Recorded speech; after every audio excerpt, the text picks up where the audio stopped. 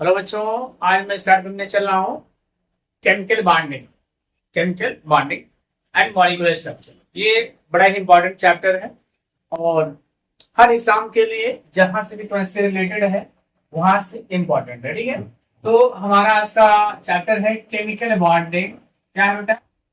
Chemical bonding and molecular structure. क्या है? Molecular structure. ठीक है, ये हो गया आपका chapter name, chemical bonding and molecular structure. अब देखिए, इसमें पहला टॉपिक हमारा है केमिकल बॉन्ड। ठीक है, सो व्हाट इज केमिकल? हम लोग डिफाइन कर रहे हैं केमिकल बॉन्ड। ठीक है, क्या है केमिकल बॉन्ड? ये देखिए, क्या देख रहे हैं बच्चे? हम लोग देख रहे हैं, इसको डिफाइन करने की कोशिश कर रहे हैं। जो बॉन्ड है, देखिए बुक्स लैंग्वेज में बेटा, बस आपको समझना है। बुक्स लैंग्वेज को एनसीईआरटी और सब कॉम्पिटिटिव एग्जाम में दिया गया है। कोई बच्चे होते हैं जो बुक्स लैंग्वेज प्रेफर नहीं करते हैं, आप कॉन्सेप्ट समझिए और चीजों में आगे आप बढ़िए।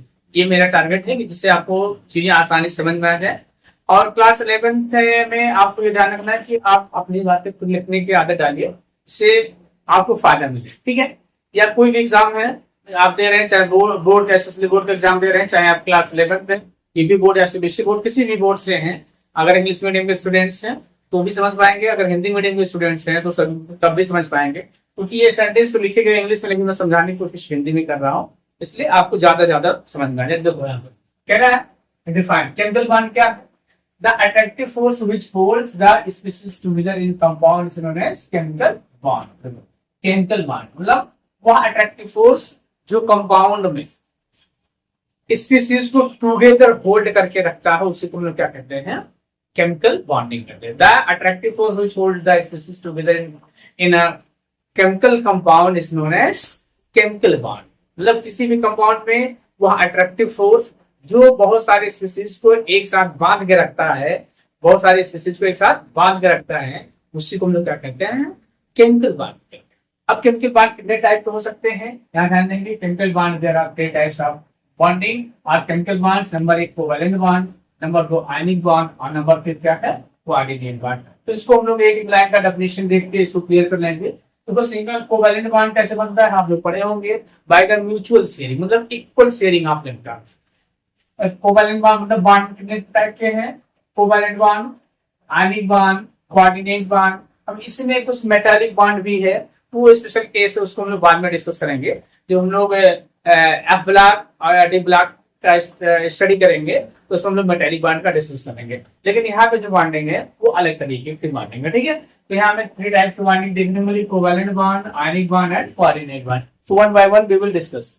जब यहाँ पे कोवैलेंट बॉन्ड क्या है? Covalent bond by mutual sharing of electron. By mutual sharing मतलब ये है, इससे मान लीजिए कोई बॉन्ड बनना है, मान लीजिए कोई बॉन्ड बनना है तो उसमें equal atom, equal number of electrons अगर दोनों एटम शेयर करते हैं तो सब लोग म्यूचुअल शेयरिंग। जैसे यहाँ पे देखो, यहाँ पे जैसे मान लीजिए आप हाइड्रोजन है तो इसके बीच एक बॉन्ड बना हुआ है, ध्यान देंगे एक बॉन्ड बना हुआ है। इसमें तो क्या हुआ कि एक इलेक्ट्रॉन इसमें किसका है?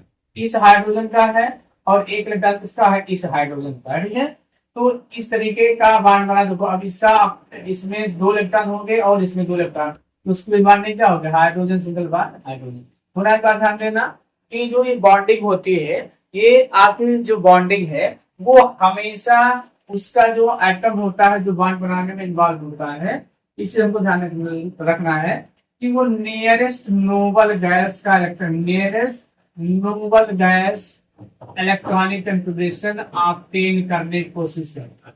इसका क्या मतलब है कि जो अगर हीलियम को छोड़ दिया जाए, एक्सेप्ट हीलियम, जिसको हीलियम को छोड़ दिया जाए, तो अगर इलेक्ट्रॉनिक कन्फर्मेशन आपने पढ़ा होगा नोबल गैसेस को, जैसे नियान हो जाए, आर्गन हो जाए, क्रिप्टॉन हो जाए, जेनान हो जाए और अरेडान हो जाए, तो इनके आउटर मोस्ट में क्या है? 8 इलेक्ट्रॉन्स है, 8 इलेक्ट्रॉन्स है, 8 इलेक्ट्रॉन्स है, 8 इलेक्ट्रॉन्स है। तो हम लोग ये कह सकते हैं कि मैक्सिमम जो एटम्स हैं तो क्या करते हैं, या सभी एटम्स क्या करते हैं कि अपने आउटर मोस्ट में एक इलेक्ट्रॉन करने की कोशिश करते हैं। ध्यान देना, तो इसके लिए वो क्या करते हैं कि मतलब बॉन्ड बनाते हैं, इसी तरह वो बॉन्ड बनाते हैं। अब देखिए यहाँ पे सिंगल कोवैलेंट बॉन्ड, ये देखो जब दोनों आइटम क्या करें, एक इलेक्ट्रॉन में शेयरिंग करें, और तो इस बॉन्ड को हम लोग क्या कहते हैं? Single covalent bond. अगर यही क्या हो जाए, ध्यान देना, जैसे यही ऑक्सीजन हो जाए ऑक्सीजन का आप जानते हैं कि कितने इलेक्ट्रॉन होते हैं, 6 इलेक्ट्रॉन होते हैं। इसके बैलेंस सेल में कितने इलेक्ट्रॉन होते हैं बेटा, 6 इलेक्ट्रॉन होते हैं। और ये अपना ऑक्टेट करते हैं। देखो इसको भी 2 इलेक्ट्रॉन चाहिए और इसको भी 2 इलेक्ट्रॉन, मतलब कोवैलेंट बॉन्ड कब बनेगा, जो दोनों एटम्स को electron equal amount of electron चाहिए, तब वहां पे क्या बनेगा, कोवैलेंट बॉन्ड बनेगा। ठीक है, अब देखिए यहाँ पे इसको भी 2 चाहिए, इसको भी 2 चाहिए, तो क्या होगा, जब दोनों के इक्वल अमाउंट होगा, इक्वल अमाउंट की आवश्यकता होगी, तो क्या उसका बॉन्ड बनाएगा, कोवैलेंट बॉन्ड बनाएगा। देखो अब इसमें इस सर्किल में देखें तो इसके पास भी एक इलेक्ट्रॉन हो गया, इसके पास भी एक हो गया। ऑक्सीजन और ऑक्सीजन के बीच क्या हो गया, डबल बॉन्ड। इसके इलेक्ट्रॉन को ऐसे दिखा दो जो शेयर नहीं किया गया है। अब देखो यहाँ पे ये जो शेयर इलेक्ट्रॉन नहीं है, इसको हम लोग लोन पेयर इलेक्ट्रॉन बोलते हैं। क्या बोलते हैं बेटा, लोन पेयर इलेक्ट्रॉन बोलते हैं, या नॉन बॉन्डेड इलेक्ट्रॉन बोलते हैं। क्या बोलते हैं, नॉन बॉन्डेड इलेक्ट्रॉन। ये चीज थोड़ा सा आपको ध्यान रखना, ठीक है। आप देख लो इसी में हम लोग अगर देखें यहाँ पे नाइट्रोजन के बारे में, नाइट्रोजन के बारे में, तो नाइट्रोजन के बैलेंस सेल में कितने 5 इलेक्ट्रॉन्स होते हैं, ध्यान देना। नाइट्रोजन के बैलेंस सेल में कितने इलेक्ट्रॉन्स होते हैं, 5 इलेक्ट्रॉन्स होते हैं। और इसको भी 3 इलेक्ट्रॉन्स होने चाहिए और चाहिए, और इसको भी 3 इलेक्ट्रॉन्स चाहिए। तो दोनों को सेम अमाउंट ऑफ इलेक्ट्रॉन्स चाहिए ऑक्टेट पूरा करने के लिए। तो उस केस में क्या करेंगे, इससे जितने इलेक्ट्रॉन दोनों को चाहिए उतने उतने इलेक्ट्रॉन क्या करेंगे, दोनों शेयरिंग कर लेंगे और दोनों के ऑक्टेट्स क्या हो जाएंगे, पूरे होंगे। ये देखो इसके ऑक्टेट्स भी पूरे होंगे। तो इस तरीके से हम लोगों ने देखा कोवैलेंट बॉन्ड क्या होता है, सिंगल कोवैलेंट बॉन्ड ऐसे रिप्रेजेंट करते हैं। इसमें दोनों आइटम मान लीजिए ये और भी है, तो एक इलेक्ट्रॉन इसका रहेगा, एक इलेक्ट्रॉन इसका रहेगा, शेयर करेंगे और एंटी बॉन्ड ऐसे बनेगा। अगर डबल बॉन्ड की बात की जाएगी, डबल बॉन्ड मतलब 2 इलेक्ट्रॉन ये शेयरिंग में देगा, 2 इलेक्ट्रॉन ये शेयरिंग में देगा। अगर ट्रिपल कोवैलेंट बॉन्ड की बात की जाएगी, तो ये 3 इलेक्ट्रॉन्स ये एक आइटम देगा और 3 इलेक्ट्रॉन्स एक आइटम देगा। तो ये चीज थोड़ा सा आपको ध्यान रखना है। इसे हमने बताया, जैसे S2 में सिंगल कोवैलेंट बॉन्ड, O2 में डबल कोवैलेंट बॉन्ड, और इसमें कितने होंगे, ट्रिपल कोवैलेंट बॉन्ड यहाँ पे हो गए। इस चीज को आपको ध्यान रखना, ठीक है। अब देखिए कुछ प्रॉपर्टीज हम लोग देख लेते हैं यहाँ पे कोवैलेंट बॉन्ड की कुछ प्रॉपर्टी या किसमें पाए जाते हैं। तो कोवैलेंट बॉन्ड ध्यान देंगे हम लोग, कोवैलेंट बॉन्ड के बारे में थोड़ा सा और डिस्कशन कर लेते हैं क्योंकि ये इंपॉर्टेंट हमारे लिए। तो कोवैलेंट बॉन्ड में अगर हम देखें यहाँ पे कि कोवैलेंट बॉन्ड में, तो यहाँ पे हम क्या देख रहे हैं, देखो कोवैलेंट बॉन्ड के बारे में डिस्कस कर सके हैं। और ऐसे कंपाउंड जिसमें compound containing covalent bonds are known as covalent compound. Compound covalent compound, covalent compound क्या होता है, कोवैलेंट कंपाउंड्स में क्या होगा, ऐसे कंपाउंड जिसमें क्या हो, कोवैलेंट बॉन्ड हो, कोवैलेंट कंपाउंड बनता है। कंपाउंड्स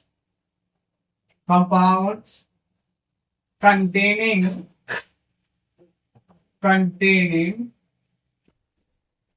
covalent bond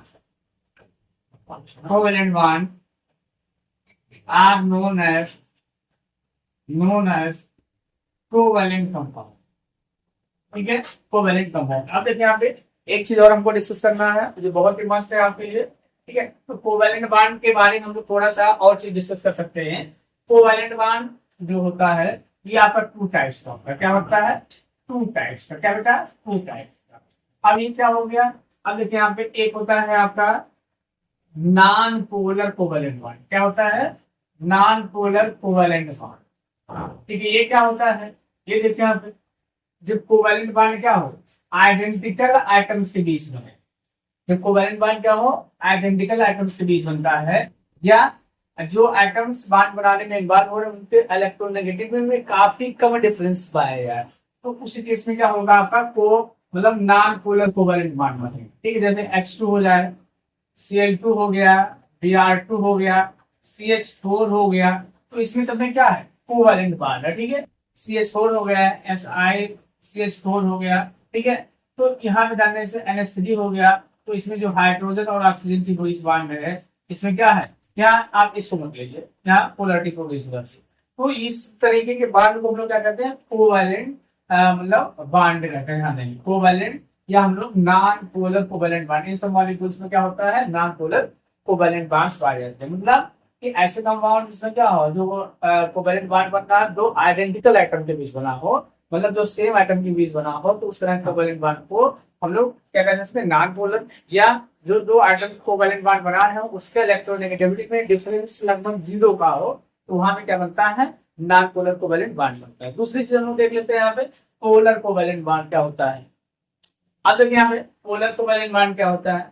अगर ये कोवैलेंट बॉन्ड क्या होता है, और आपको मालूम होना चाहिए कि कोवैलेंट बॉन्ड हमेशा म्यूचुअल शेयरिंग ऑफ इलेक्ट्रॉन्स से बनता है। ध्यान रखना है कि covalent bond is always formed by the mutual sharing of electrons, मतलब इक्वल नंबर ऑफ इलेक्ट्रॉन की शेयरिंग से कोवैलेंट बॉन्ड बनता है। ठीक है, अब देखो पोलर क्या हो गया, जैसे आप ले लो HCl ले लो, HBr ले लो, ठीक है, HCl ले लो, HBr, देखो इनके बीच भी कोवैलेंट बॉन्ड है, लेकिन क्या है ये पोलर कोवैलेंट है। क्यों? क्योंकि इसके दोनों के इलेक्ट्रोनेगेटिव में डिफरेंस है, जिसके कारण ये मोर इलेक्ट्रोनेगेटिव होता है, इसमें नेगेटिव चार्ज आ जाता है, इसको डेल्टा पॉजिटिव, इसमें नेगेटिव चार्ज जैसे इसमें डेल्टा पॉजिटिव। HF ले लो, HF ले लो, इनके बीच जो बॉन्ड बन रहा है वो क्या होगा, डेल्टा नेगेटिव और ये डेल्टा पॉजिटिव। तो इस तरह के कंपाउंड्स जो क्या बना रहे, कोवैलेंट बॉन्ड बना रहे हैं, जिनमें दोनों के इलेक्ट्रोनेगेटिव में डिफरेंस पाया जाता है, और उस तरह के कोवैलेंट बॉन्ड को हम लोग क्या कहते हैं, पोलर कोवैलेंट बॉन्ड कहते हैं। हम लोग कह सकते हैं कि when a covalent bond is formed between two dissimilar item, to dissimilar item of P block elements, ध्यान देंगे, to dissimilar item of P block elements they form polar covalent bond. तो एक चीज और ध्यान देना कि पोलर कोवैलेंट बॉन्ड क्या है, यहाँ पे ध्यान देंगे ये कोवैलेंट बॉन्ड किसके बीच बनता है, तो ये क्या होता है, मोस्टली नॉन मेटल्स के बीच होता है। किसके? नॉन मेटल्स के बीच जो है कोवैलेंट बॉन्ड, ठीक है, नॉन मेटल्स के बीच कोवैलेंट बॉन्ड बनता है। अब हम लोग क्या देख लेते हैं, इसकी प्रॉपर्टीज देख लेते हैं, कैरेक्टरिस्टिक्स देख लेते हैं। So some characteristics of covalent compounds are given. Means covalent bonds are directional bond, so they show isomerism. Isomerism क्या है, इसको हम लोग later discuss करेंगे, ठीक है। फिर क्या है, they have low melting and boiling point. Due to covalent bond, they have low melting and boiling point. Next point देखते हैं, they exist in solid, liquid and gaseous form. मतलब ये क्या होते हैं, solid, liquid और gaseous form में भी पाए जाते हैं। They are dissolved in non-polar solvent like benzene, chloroform, etc. They are not dissolved in water, etc. This is polar. They are not conductor of electricity. They are not conductor of electricity, or they involve in molecular reactions. तो ये सब characteristics हैं आपके covalent bond के। आज के topic में बस इतना ही। नेक्स्ट टॉपिक के साथ मैं आप लोगों के सामने आऊँ।